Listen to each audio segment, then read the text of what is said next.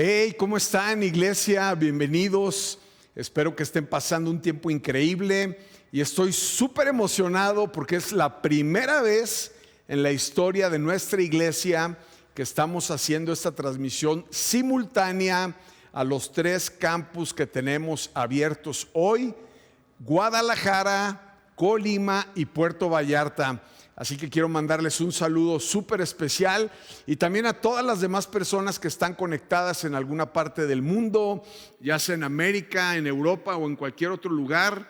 Si están viéndonos fuera del planeta Tierra, también les mandamos un saludo afectuoso desde Guadalajara, México. Y bueno, bienvenidos. Mi nombre es Armando Anguiano, soy parte del equipo pastoral de esta hermosa iglesia y junto con personas increíbles estamos haciendo o intentando hacer lo que Dios nos llamó a hacer. Así que al final de esta reunión, si quieres o vienes por primera vez, nos encantaría conocerte. Acércate con alguno de ellos, diles que estás aquí por primera vez, queremos conocerte, queremos ver cómo poder servirte. Y bueno, bienvenidos, siéntanse en casa. Y hoy es un día especial porque estuve pensando mucho lo que iba a poder predicar. Mi esposa y yo estamos fuera del país, estamos predicando en Guatemala en este momento. Nos invitaron para estar allá y estamos emocionados de poder compartir también la palabra de Dios fuera de México. Y tengo un tema hoy que quiero compartir contigo. He orado, espero que Dios te bendiga, que pueda utilizar mi vida y mis palabras para poderte llegar y para poderte motivar y para poderte inspirar a lo que Dios tiene para ti.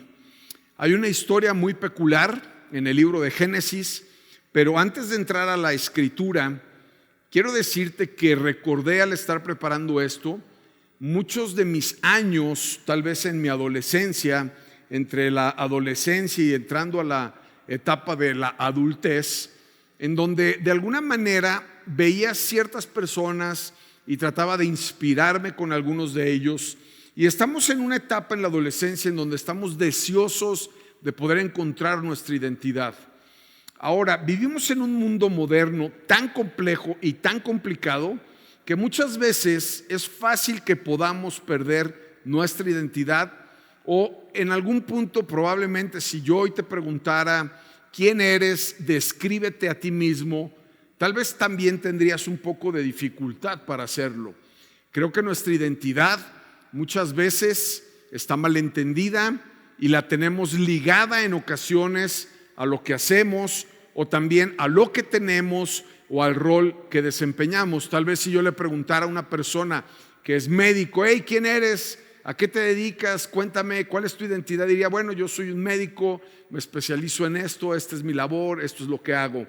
Pero realmente nuestra identidad va mucho más allá y estoy convencido que Dios quiere cimentarnos y reforzar nuestra identidad de acuerdo al plan que Él tiene para nuestras vidas. Así que acompáñame a orar. Yo titulé este mensaje Identidad 2.0 y le puse 2.0 pues porque ya ves que todo está así, ¿no? Ahora todas las cosas son esto: 2.0, 3.0, 5.0. Entonces, muy creativo, yo le puse Identidad 2.0. Pero voy a hablar acerca de identidad. Acompáñame a orar. Padre, te damos gracias, Señor, por este tiempo. Quiero poner esta escritura y este tiempo en tus manos. Primero que nada, en cualquier lugar en donde nos están viendo, quiero decirte que vengas, Espíritu Santo, que eres bienvenido en este lugar. Toca nuestras vidas, toca a cada persona. Mientras yo hablo, te pido que tu Espíritu Santo hable particularmente a cada uno de ellos, que tú les instruyas, que tú les inspires, que transformes nuestras mentes y cambien nuestras vidas. En el nombre de Jesús, amén. Es muy interesante la historia de José y podríamos hablar muchísimo acerca de él. Pero una de las cosas que quiero resaltar primero es que José, cuando está su mamá queriendo tener un hijo con Jacob, su mamá es Raquel, la escritura nos narra que era una mujer estéril y que de alguna manera no podía tener un hijo. En esa época los patriarcas tenían más de una mujer, tenía él 2 esposas más y había tenido ya varios hijos con las otras 2 esposas. Y Raquel se sentía mal porque para una mujer lo más importante era poder dar descendencia a su esposo, a su marido. Entonces Raquel está orando, hace una oración al Señor y finalmente la Escritura nos narra que Dios contestó la aflicción y la oración de esta mujer y entonces queda embarazada de un niño que se llama José. Y José significa Dios quitó la afrenta de mí. Así que este niño nace entre varios hermanos y de alguna manera, no sé por qué, y es algo que no debemos de hacer como papás, su papá lo ama de una manera diferente y es el chiqueado, es el consentido. Entonces la historia es muy larga, no tengo tiempo de leerla toda, sin embargo voy a ir hablando acerca de varias citas, me voy a enfocar en algunas porciones y vamos a dividir esta enseñanza en 4 puntos. 4 puntos acerca de la vida de José, 4 puntos acerca de la identidad de José.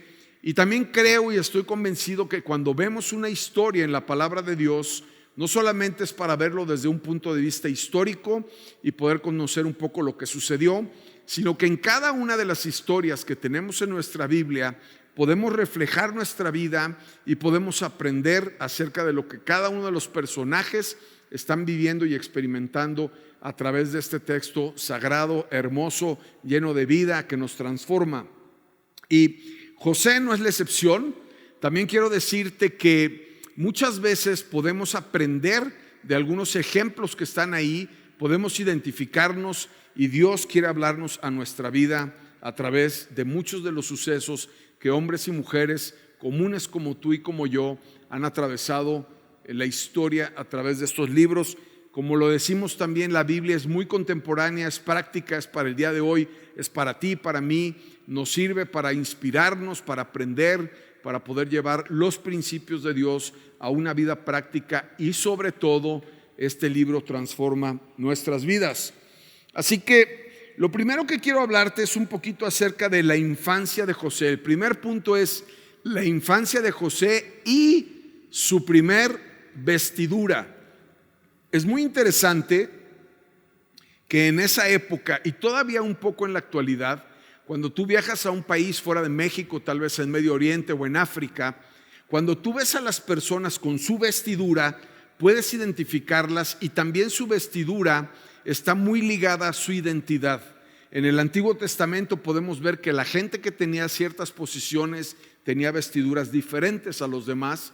Y podemos ver incluso cómo la Escritura nos narra mucho acerca de la vestidura de Jesús, que nos dice que era una túnica hecha de una sola pieza.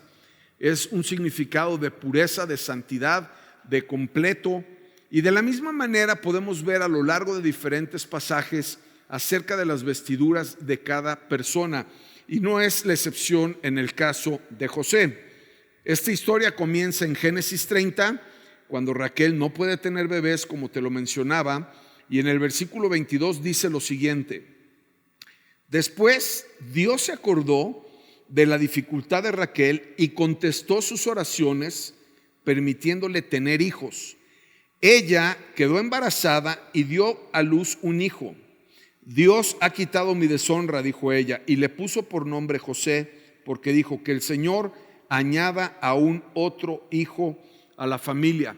Algo que me gusta destacar en este inicio es que muchas veces cuando estamos en situaciones muy complejas y estamos en la espera de que suceda algo, yo quiero animarte a que no desfallezcamos en la oración.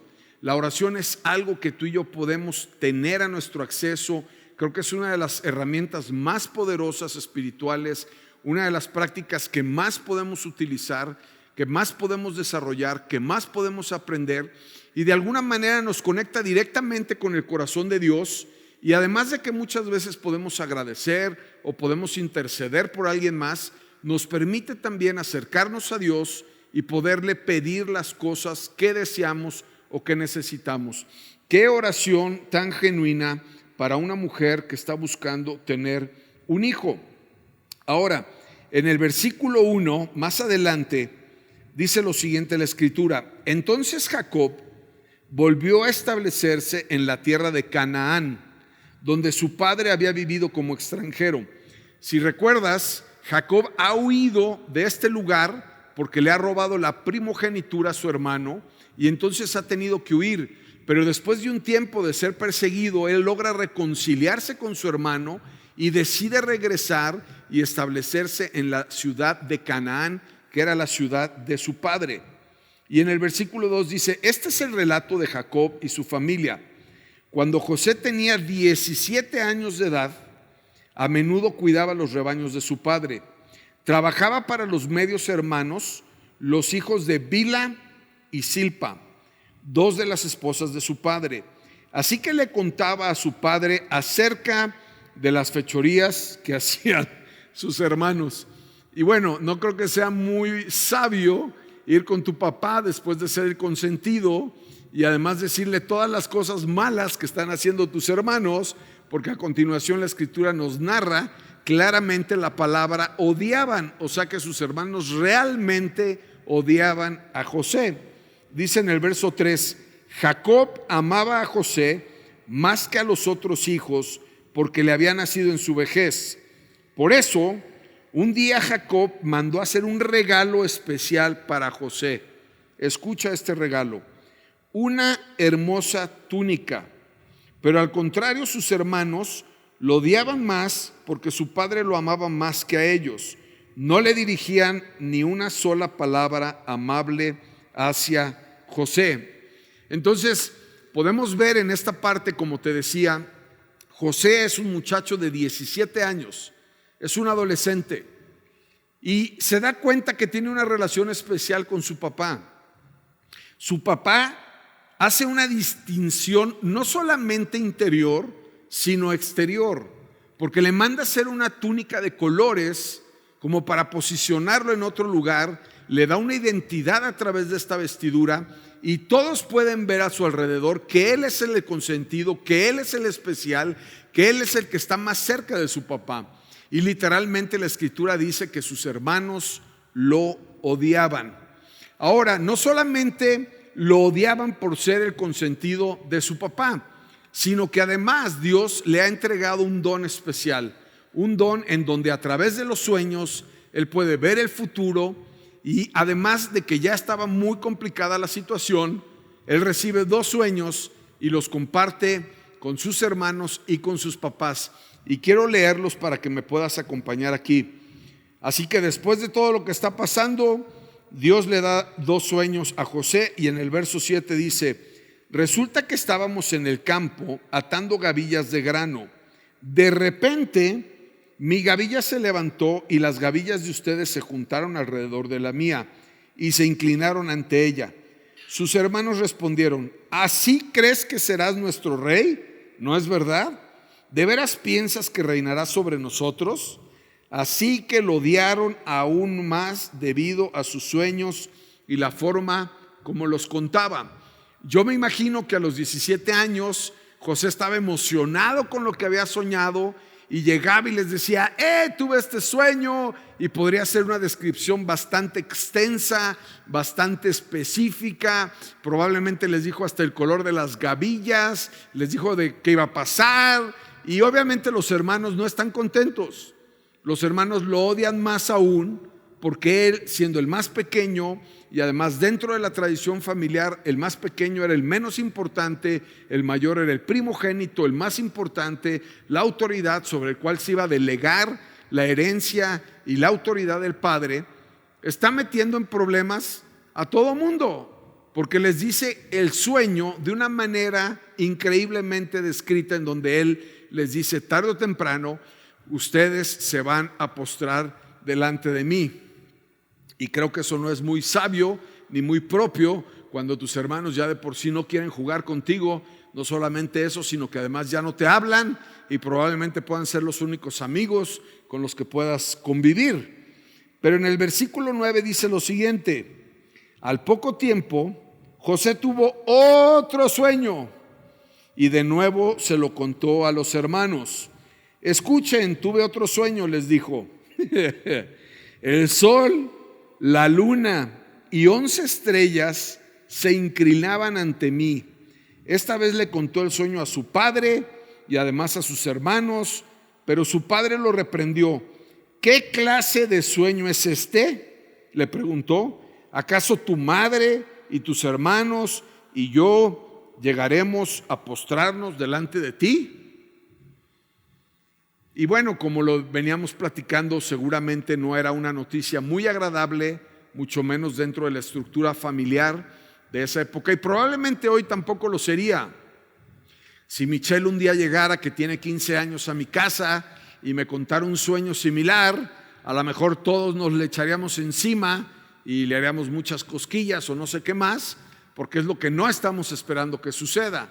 Sin embargo, Dios está en medio de la historia de José, y Dios está en medio de tu historia y de mi historia. Así que la primera etapa y el primer punto es José en su infancia y su primer vestidura. Una vestidura de colores, una túnica hermosa que su papá le ha regalado y que es parte de su identidad. Aquí hay una cosa muy importante que quiero resaltar.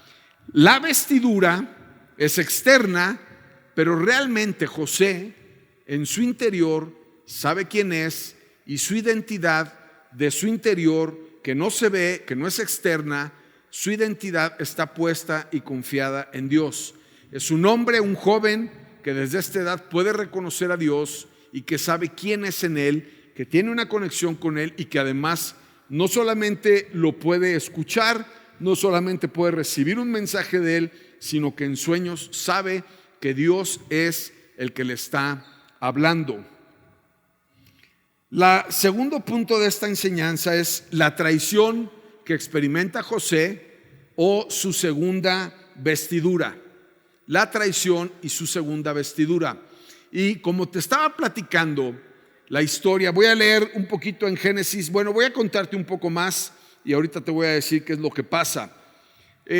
Los hermanos salen un día al campo, están trabajando, y entonces el papá le vuelve a pedir a José que vaya y supervise el trabajo de los hermanos.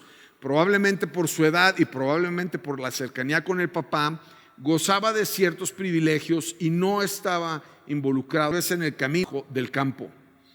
Entonces José va por ahí, tal vez en el camino, chiflando, disfrutando del día, viendo el sol, el atardecer, buscando a los hermanos para poderle llevar noticias al papá.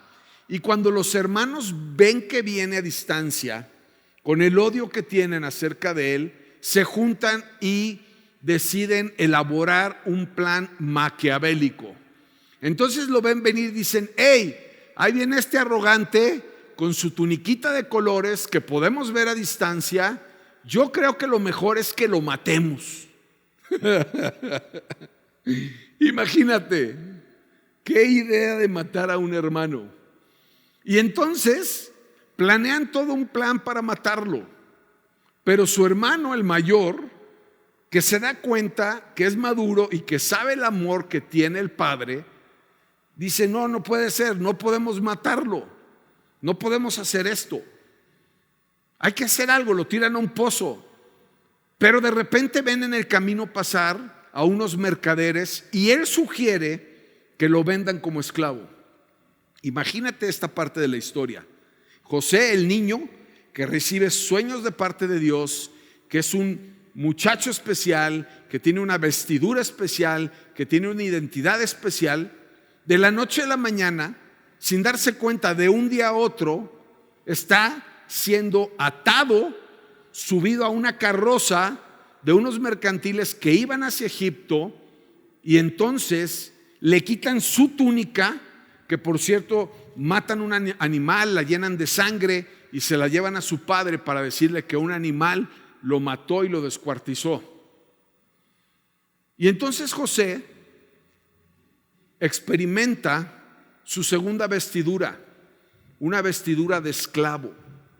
Lo interesante de esto es que José, aunque tenía esta identidad externa de ser esclavo, en su identidad interior seguía sabiendo quién era y seguía confiando en Dios en todo momento. José en ningún momento se queja, en ningún momento se resiste, por lo menos la Escritura lo que nos platica. Él sabe que Dios está con él y claro, no está atravesando el mejor momento de su vida. Y ahora ya no tiene la túnica de colores, ya no tiene la identidad que su padre le ha dado. Ahora sus hermanos se han encargado de denigrarlo a tal momento, de darle una identidad y una vestidura de esclavo. Y aparentemente es un esclavo, pero no es un esclavo. Y dentro de la misericordia de Dios, él llega a la casa de un funcionario rico que tiene un lugar de honor y entonces empieza a servir con él como un administrador. Y la escritura nos narra en Génesis 39, 1-20, cuando los mercaderes ismaelitas llevaron a José a Egipto, lo vendieron a Potifar, un oficial egipcio. Potifar era capitán de la guardia del faraón, rey de Egipto. El Señor, escucha esta frase, el Señor estaba con José, por eso tenía éxito en todo mientras servía en la casa de su amo egipcio Potifar. ¿Sabes? Creo que en nuestra vida tenemos que aprender a reconocer la bendición de Dios y que en cada situación en la que nos encontremos, aunque probablemente esté lejos del propósito que tenemos en nuestra vida o probablemente lejos del sueño, saber que Dios sigue estando ahí y poder comprobarlo. Quiero pensar un poco en José, la frustración que él debe haber sentido y experimentado en esta segunda etapa de su vida, porque de estar un día anterior en su casa con sus papás, siendo el consentido, siendo el hijo chiqueado, el hijo amado, con un sueño increíble acerca de lo que podría pasar en un futuro, de repente amanece un día y es un esclavo, no tiene voluntad propia, no puede hacer lo que él quiera, no puede irse de vacaciones, no puede regresar a su tierra, no puede comprar nada. Lo único que puede hacer es seguir las instrucciones de su amo. Sin embargo, Dios está con él y esto hace que la gente pueda ver la prosperidad y que todo, absolutamente todo, le salía bien. Creo que esta sería una de las cosas que más deberíamos de anhelar tú y yo, que la gente pudiera ver en nuestra vida que Dios está con nosotros, que no tengamos que compartirle a nadie, que no tengamos que convencer a nadie, que no tengamos incluso que evangelizar o predicar con palabras, que nuestra propia vida pueda demostrar el poder, la presencia, la bendición, la redención y la misericordia de Dios en la vida de cada uno de nosotros. Y bueno, aparentemente la historia y la vida de José se ha puesto muy mal. Pero lo que no sabe él es que se va a poner aún peor. Vienen cosas peores para él. Y resulta que un día entramos a la tercera etapa, que es la prisión de José y su tercer vestidura. Un día está ahí la esposa del Potifar, de la persona con la que trabaja, desea de una manera incorrecta a José y entonces le habla a su habitación. La escritura dice que le quita su vestimenta, que le arranca su túnica e intenta tener relaciones sexuales con él.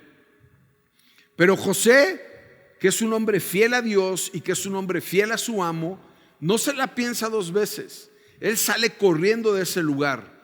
Él no se da la oportunidad para que pueda el pecado avanzar en su vida. Y creo que también aquí hay una enseñanza increíble. Cuando tú y yo estamos latentes ante una tentación, tenemos que huir. No podemos manejar una tentación. No podemos tratar de luchar contra una tentación. No podemos tratar de negociar o tratar de minimizar cuando estamos siendo tentados en cualquier área de nuestra vida. La tentación es algo en donde tú y yo tenemos que correr y salir huyendo.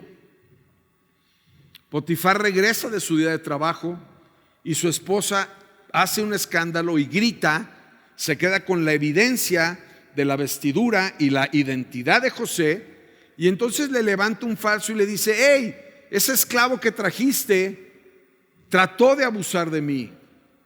Y entonces Potifar, sumamente enojado, decide y ordena que se lo lleven a prisión. Y aquí entramos en la tercera etapa de la vida de José. Ya no tiene su vestidura de colores del hijo chiqueado, del hijo consentido, del hijo amado. Ya tampoco tiene ahora la vestidura de ser un esclavo dentro de una casa, de una posición, administrando con ciertas facultades y beneficios.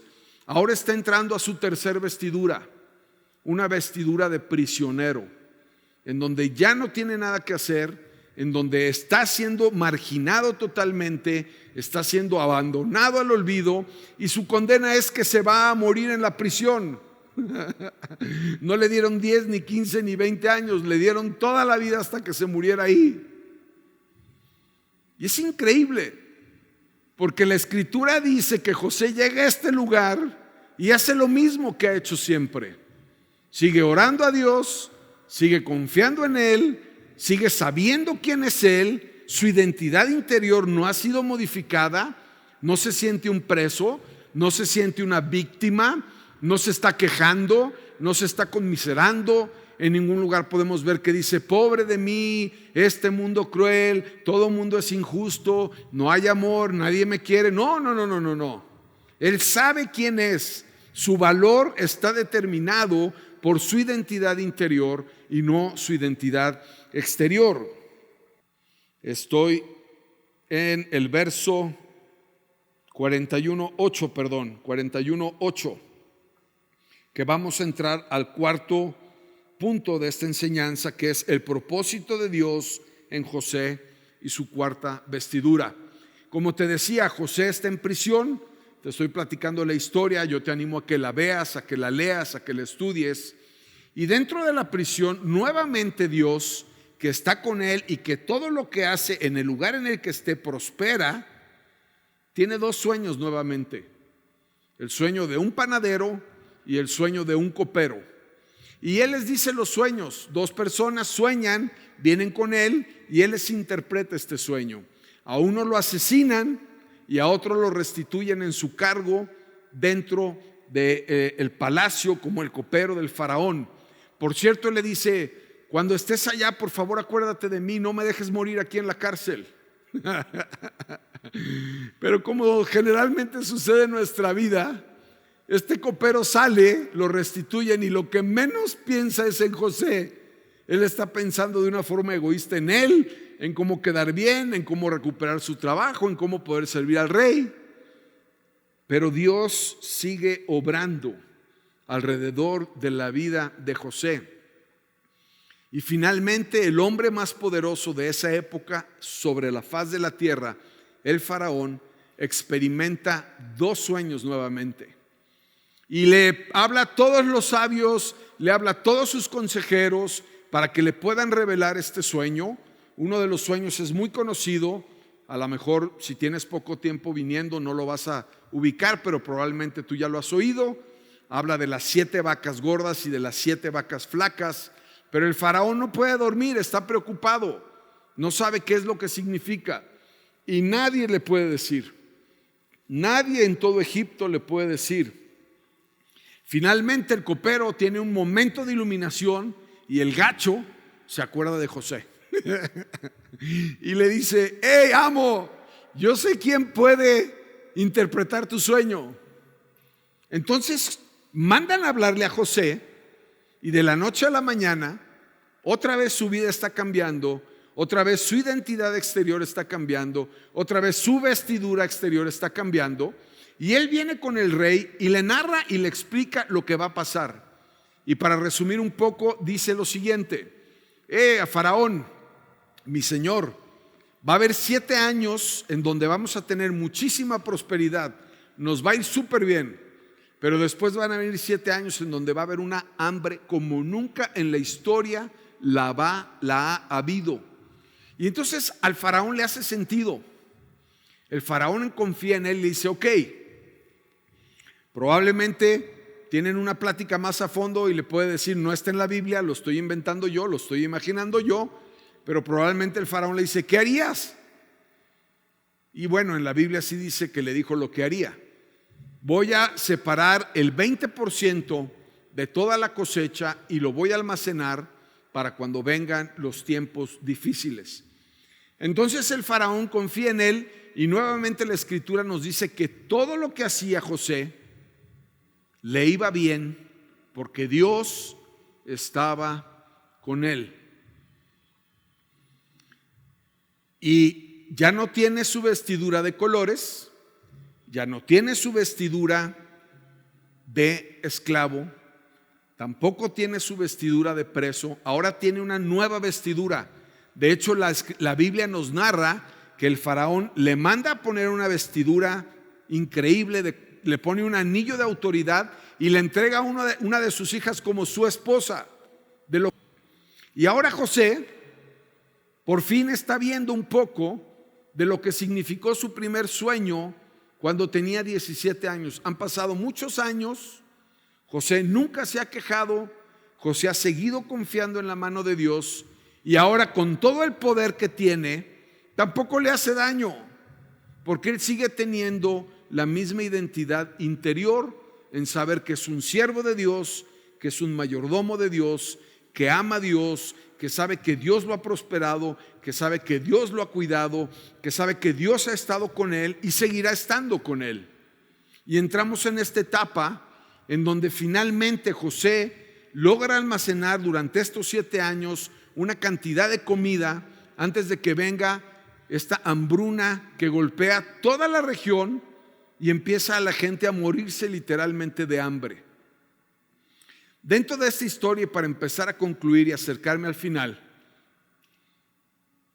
Jacob le pide a sus hermanos que vayan a buscar comida porque ya no tienen. Y viene esta parte en donde de alguna manera ellos vienen a Egipto, José los reconoce y la escritura da algunas referencias que quisiera leer. En Génesis 45 del 1 al 4 dice: José ya no pudo contenerse, había mucha gente en la sala y les dijo a sus asistentes: salgan todos de aquí. Así que estuvo a solas con sus hermanos y en el momento de decirles quién era, perdió el control y se echó a llorar. Lloraba con tanta fuerza que todo el palacio podía escucharlos. Qué increíble porque cuando yo leo esta historia pienso en algunas cosas. Una de las cosas que pienso es que si la historia se hubiera terminado cuando José estaba en la cárcel y no hubieran escrito lo demás, aunque hubiera sucedido, pero que tú y yo solamente conociéramos la parte hasta donde José llegó a la cárcel, por lo menos yo estaría experimentando mucho enojo, mucho coraje, mucha frustración, mucha rabia. ¿Por qué? Porque es uno de los actos más injustos que podemos leer. Por otro lado, cuando los hermanos vienen a buscar el alimento y José los reconoce y José es quebrantado, tocado por el amor que tiene por ellos, probablemente yo hubiera reaccionado de otra forma. Pero José está reaccionando de acuerdo a la identidad que tiene dentro de él.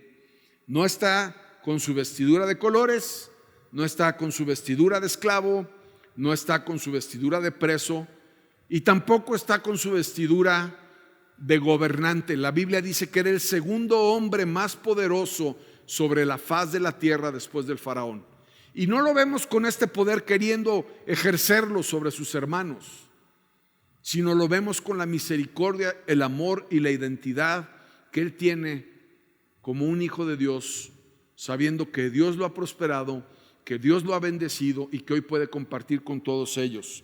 Así que quiero terminar de alguna manera compartiendo esto contigo. No sé en qué etapa estés en tu vida, no sé si finalmente estás en una etapa inicial, probablemente eres joven, probablemente tienes sueños, probablemente estás a punto de experimentar una aventura que te pueda llevar a una travesía y que no sabes qué es lo que va a pasar.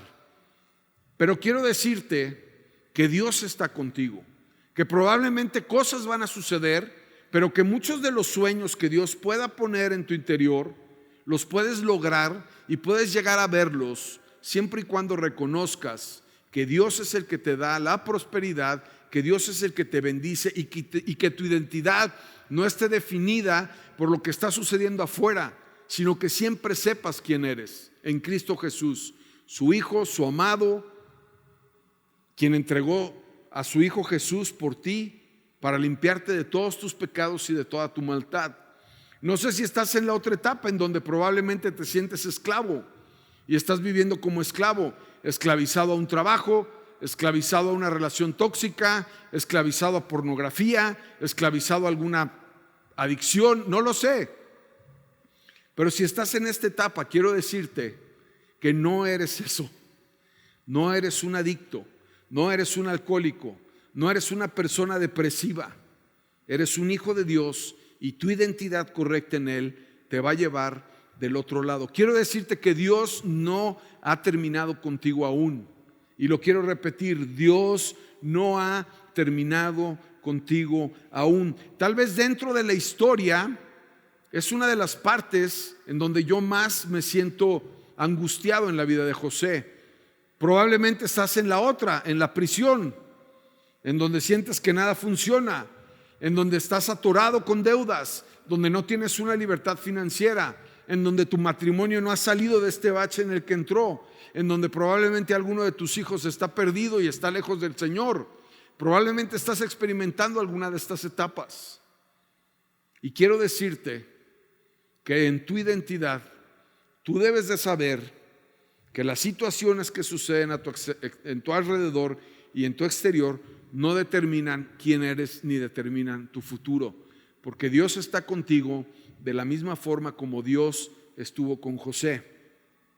Y probablemente para algunos otros estén en su sueño, estén en su máximo potencial, estén prosperando como nunca pensaron, hayan llegado a los sueños que nunca imaginaron. Probablemente Dios te ha bendecido aún más de lo que pensaste o lograste imaginar. Y quiero decirte que en esta etapa también es muy importante que podamos reconocer nuestra identidad interior delante de Dios, sabiendo que todo es de Él, que toda bendición viene de Él, que toda prosperidad es gracias a Él, y que tú y yo solamente somos administradores, y que de alguna manera Dios ha confiado en nuestras vidas para poner esta bendición, y de la misma forma como en esta historia, para poder ser de bendición para otras personas que probablemente están en necesidad. Quiero también decirte algo más. Quiero decirte que gracias a tu generosidad estamos logrando poder llevar a cabo la operación de nuestros campus, tanto de Puerto Vallarta como de Colima, porque obviamente hasta el día de hoy no son autosostenibles. Sin embargo, estamos confiando en lo que Dios nos llamó a hacer. Queremos ser fieles y en nuestra identidad podemos reconocer y deseamos que todas las personas que están en estas ciudades se puedan encontrar con Cristo Jesús, como se encontró José con Cristo Jesús y transformó su vida. Porque Dios tiene sueños nuevos para cada persona. Dios tiene propósitos nuevos para cada persona. Dios quiere llevarnos de una etapa a otra etapa para poderlo encontrar a Él y para poder tener la identidad que tú y yo realmente deberíamos de anhelar y que es la correcta. Tú y yo somos hijos de Dios, de un Padre que nos ama, que es todo ilimitado, es todopoderoso y que Él está escuchando nuestras oraciones constantemente.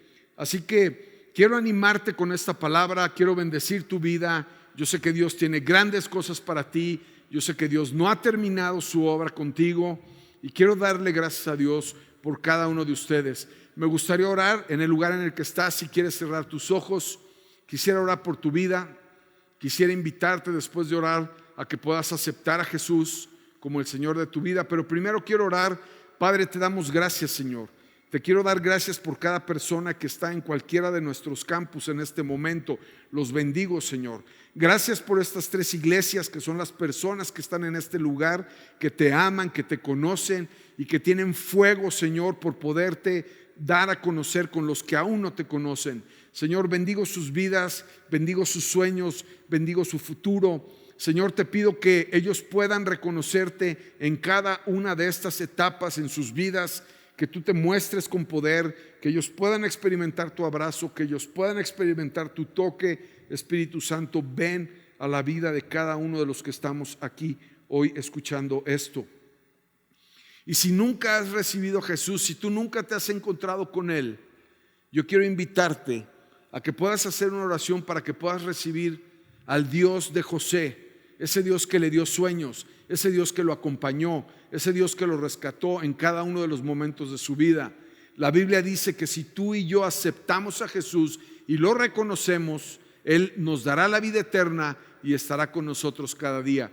Así que si este es tu caso, quiero invitarte a que con voz audible tú le puedas decir esto. Si quieres hacerlo, te voy a guiar en una oración. Si quieres recibir a Jesús, es lo mejor que le puede pasar a una persona en el mundo. Puedes repetir después de mí, decirle: Señor Jesús, te doy gracias por mi vida. Te doy gracias por alcanzarme. Te doy gracias por cargar mi pecado en la cruz. Hoy quiero recibirte y aceptarte como mi Señor y mi Salvador. Te entrego mi vida en el nombre de Jesús. Amén. Iglesia, les amamos. Vamos a continuar con una canción más. Espero verlos el próximo domingo. Les amo demasiado. Mi esposa Sara y yo les mandamos un fuerte abrazo. Que Dios los bendiga.